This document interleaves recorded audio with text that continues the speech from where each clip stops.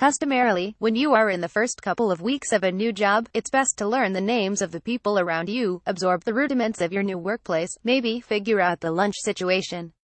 This was clearly not the way of Anthony Scaramucci, the new communications director for the Trump White House. The mooch is a man in a hurry.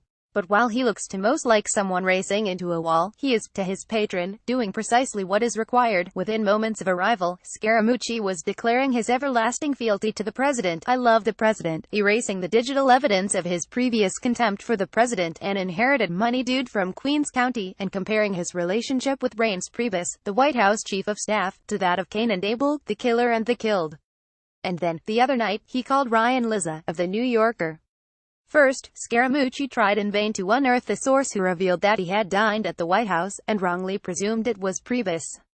He then went on an obscene tirade about priebus's mental stability, Steve Bannon's dorsal flexibility, and, most alarming of all, his intention to fucking kill all the leakers by employing the capacities, human and technological, of the Department of Justice and the Federal Bureau of Investigation. "Okay, the mooch showed up a week ago," Scaramucci told Lizza. "This is going to get cleaned up very shortly, okay, because I nailed these guys. I've got digital fingerprints on everything they've done through the FBI and the fucking Department of Justice." He then ended the nearly 9-minute colloquy by saying, "Yeah, let me go, though, because I've gotta start tweeting some shit to make this guy," meaning priebus, crazy. The reaction to all this was predictable. It roiled, yet again, the sense of vertigo that has accompanied the Trump era. And there were laughs all around. Can you top this? Jokes on Twitter, gleeful one-liners on late-night television, grave pronouncements on the morning shows.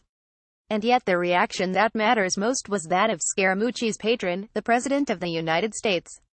Mike Allen, the co-founder of the website Axios, wrote, "We are told the president loved the mooch," quotes. Of course he did.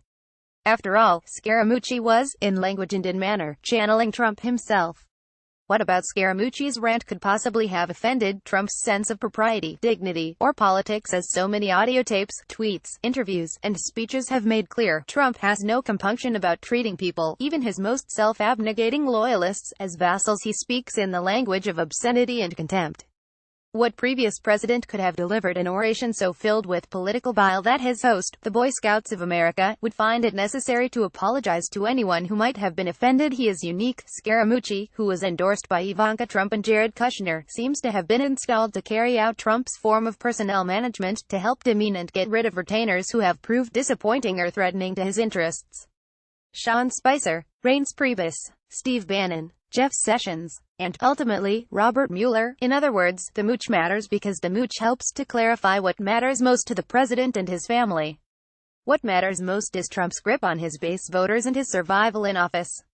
Everything else, a sane healthcare policy, the dignity of the transgender people who have volunteered to serve their country, a rational environmental policy, a foreign policy that serves basic democratic values, rule of law, is of tertiary interest. Trump's focus is not impossible to